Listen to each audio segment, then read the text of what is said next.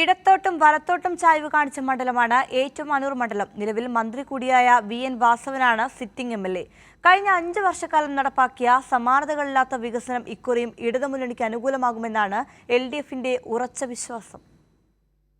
ഏറ്റുമാനൂർ നഗരസഭയും ഐമനം, ആർപ്പൂക്കര, അതിരമ്പുഴ, കുമരകം, നീണ്ടൂർ, തിരുവാർപ്പ് എന്നീ പഞ്ചായത്തുകളും ഉൾപ്പെടുന്നതാണ് ഏറ്റുമാനൂർ നിയമസഭാ മണ്ഡലം. കോട്ടയം മെഡിക്കൽ കോളേജും MG യൂണിവേഴ്സിറ്റിയും ഉൾപ്പെടുന്ന പ്രധാന സ്ഥാപനങ്ങളും ഈ മണ്ഡലത്തിൽ തന്നെ. മന്ത്രിയായ സിറ്റിംഗ് MLA VN വാസവനാണ് ഇക്കുറിയും ഏറ്റുമാനൂരിലെ ഇടതുമുന്നണി സ്ഥാനാർത്ഥി. കഴിഞ്ഞ 5 വർഷക്കാലം മണ്ഡലത്തിൽ നടപ്പാക്കിയത് സമാനതകളില്ലാത്ത വികസന പദ്ധതികൾ. വികസന പ്രവർത്തനങ്ങളുടെ പ്രോഗ്രസ് റിപ്പോർട്ടും പൊതുജനങ്ങളുടെ മുമ്പിൽ അവതരിപ്പിച്ചിട്ടുണ്ട്. ഈ നേട്ടങ്ങൾ വിരൽത്തുമ്പിലൂടെ അടുത്തറിയാൻ QR കോഡും പുറത്തിറക്കിയിട്ടുണ്ട്. വികസനം അനുഭവിച്ചറിഞ്ഞ ജനം വോട്ട് ചെയ്യുമെന്നാണ് VN വാസവൻ്റെ ഉറച്ച വിശ്വാസം.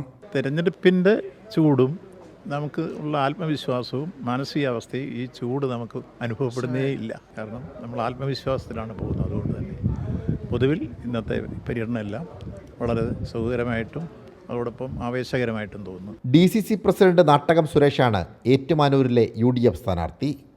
ഏറെ തർക്കങ്ങൾക്കൊടുവിൽ ജോസഫ് വാഴക്കനെ വെട്ടിയാണ് നാട്ടകം സ്ഥാനാർത്ഥിയായി രംഗത്തെത്തിയത്.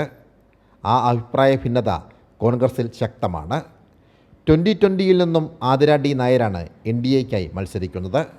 സാംജിത് ആർപ്പൂക്കരയ്ക്കൊപ്പം സനോജ് സുരേന്ദ്രൻ, കൈരളി ന്യൂസ്, കോട്ടയം.